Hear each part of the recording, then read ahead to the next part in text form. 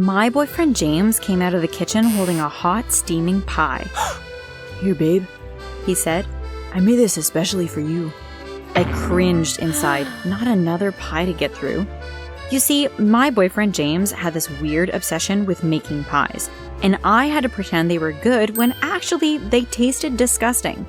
"Oh, great," I said with fake enthusiasm. I bit into the pie, but this one tasted even worse than usual. I'd never tasted anything so bad in all my life. I didn't know how I was going to finish it. I was on my second bite of the pie when the pain in my stomach started. I was bent over double. The pain was unbearable. I looked at James and cried, "Help me, James!" But James just stood there watching as I collapsed on the floor. But before I go on, make sure you like and subscribe and hit that notification bell, or you might end up having to eat one of James's disgusting pies.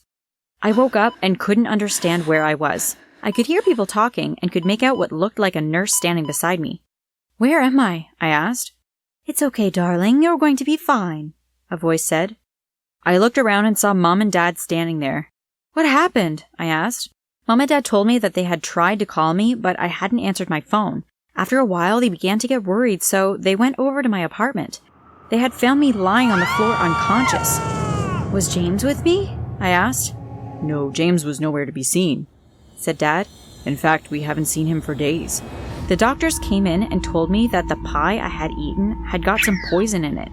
"What?" I said. "That's crazy! How could there be poison in it? My boyfriend James made that pie for me."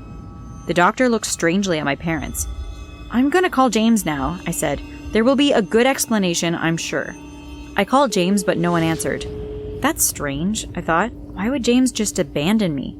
"I'll call him again later," I said to Mom and Dad. "He's probably just busy at work now." "Okay," said Mom. "We'll let you get some sleep now." Mom and Dad left the hospital, and I tried to get to sleep, but I just laid there tossing and turning. I couldn't stop thinking about what had happened. Suddenly, I heard someone moving in my room. I could make out the shadow of someone crawling across the floor. As the light from the window shone on him, I saw it was James. "James," I said, "is that you?" "How can you still be alive?" he said. "That poison should have killed you." "What are you talking about? Did you try to poison me on purpose?" "Yes, I did." "Why would you do that to me? I thought you loved me." His face contorted with rage. I had never seen James look that way before. "I did it because you ruined my life," he said. "What?" I cried. Suddenly, James lunged at me as if he was about to kill me. I didn't know what to do. I looked around and saw the call button beside my bed. I reached out and pressed it. A few seconds later, the doctors came running into my room. They grabbed hold of James and pulled him off of me. They pushed James into the bathroom and locked the door.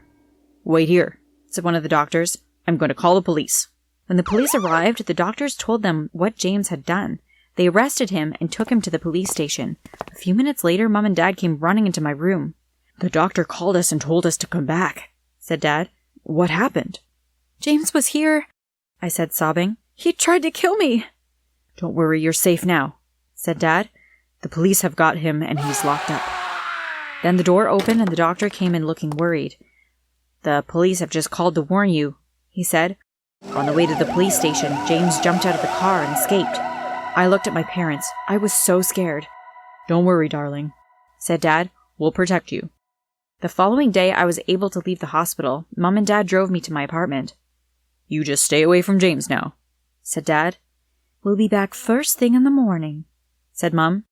"But if you need anything tonight, just call us." "I will," I said. The first few weeks after I got out of the hospital, I was a nervous wreck. Every little noise I heard, I was convinced it was James coming to try to kill me again. I didn't want to leave my apartment in case I bumped into him. The only thing I went out for was to get shopping from the supermarket, and even that was a traumatic experience.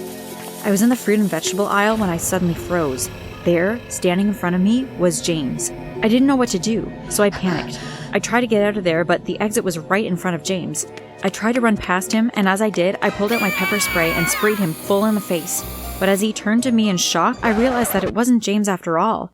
It was just some innocent guy doing his shopping. The store supervisor came running over to us. "What's going on?" he asked. "She just sprayed me with pepper spray for no reason," the man cried out in pain. "Why did you do that?" he asked me. I told him all about how James had tried to kill me. "He looked exactly like James from behind," I said. "I'm so sorry for spraying you. I was just scared for my life." Luckily for me, the man was a kind man, and he felt sorry for me. "It's okay, I won't press any charges," he told the supervisor. "Just don't spray me if you ever see me again, okay?" "I won't, I promise," I told him. I can't keep on living like this, I thought. That evening, I was sitting on the couch trying to watch TV, but I couldn't stop thinking about James. Our relationship had been so good. We never argued. Everyone said we were perfect for each other. I couldn't believe he would throw it all away. I couldn't understand what had gone wrong. That's when I made up my mind. I was going to go and confront him. I was scared to be near him again, but I needed to find out why he wanted me dead. The problem was I had no idea where he was. The police had told me they had searched his house and been to where he worked, but he was nowhere to be seen. Where could he be? That's when I remembered the little cottage in the woods. We used to go there in the summer. I wonder if he would be hiding there, I thought. I decided I would go and see. I was nervous as I walked through the woods towards the cottage. It was dark and I could hardly see in front of me. Something moved in the trees, but it was just a bird. As I approached the cottage, I could see a light on in the window. Someone was definitely there. I was sure it had to be James. I opened the door and crept inside. As I went through the kitchen, I grabbed hold of a saucepan. If James lunges at me again, then I'm going to hit him over the head with his pan, I thought. James was sitting in the chair watching TV. When he noticed me, he jumped up. "James, I just want to talk to you," I blurted out quickly. "I just want to know why you tried to kill me." James hesitated, but then he finally spoke up. "Because I hate you. You stole everything I owned and ruined my life," he screamed.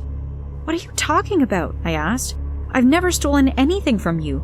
In fact, I've never stolen anything from anyone." "Yes, you did," he went on. "And I've got the evidence." "What evidence?" "I've got CCTV footage of you breaking into my house." He pulled out his phone and showed me a video. On the video was a girl that looked just like me. She was taking everything out of his house and putting it into a van. "It's true, it looks like me," I said in shock. "But I promise you, I didn't do that. You have to believe me." "Well, if it wasn't you, who was it then?"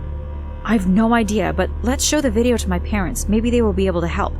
"I know you're just trying to get me arrested again," said James suspiciously. "The police will probably be waiting for me when I get there." "I swear I won't let them tell the police," I said. "I love you, James. I don't want anything to happen to you." Finally, James agreed to go to my parents' house. When we got there, Mom and Dad looked shocked to see me with James. "What's he doing here?" asked Dad. "I thought we told you to stay away from him." "It's okay. He's not going to hurt me," I said. "We just want you to take a look at a video that James has." We showed my parents the video on his phone.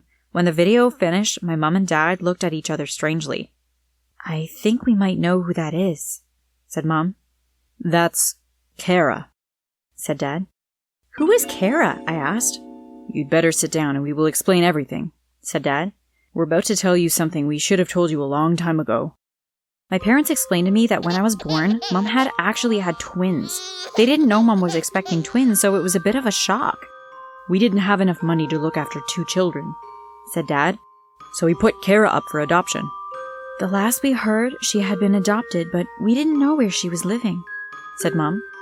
I was so shocked. I looked at James to see what he was thinking. "Oh, babe, I'm so sorry," he said.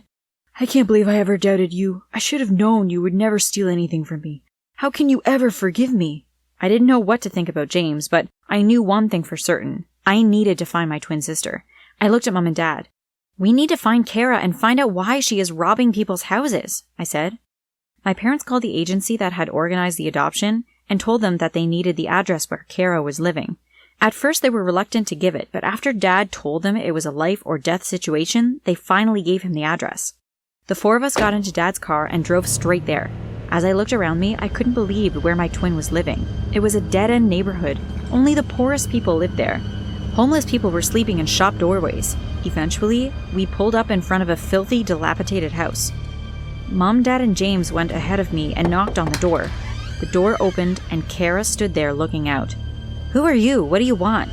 she shouted. "Get out of here or I'll beat you up." I stepped out from behind my parents. Kara looked at me and gasped. She looked shocked to be looking at her identical self. As I stepped towards her, she suddenly fainted and fell on the floor. We didn't know what to do. My twin sister was lying on the ground. It was surreal for me to see an exact copy of myself there. Dad picked her up and carried her into the house. He laid her down on the couch and I started fanning her face. Slowly, she began to open her eyes. She looked at me. "I don't understand," she said. Who are you? I explained to her that I was her twin sister, that she had been adopted as a baby. We didn't know you were living in such terrible conditions, said Mom. But why did you come looking for me? Asked Kara. I looked at James. Would he tell her that she had stolen from him? James smiled at me. It's okay, he said. I think this might have been just a silly mistake. I'm just happy you two have found each other now. Well, if he can forgive Kara for stealing from him, the least I can do is forgive him for trying to poison me, I thought. I think you're right, James, I said. It's all just been a silly mistake. I turned to my parents. What's going to happen to Kara now? I asked. Don't worry, Kara, said Mum. You're not going to live here a moment longer. You are coming home with your real family. It didn't take long to arrange for Kara to come and live with us.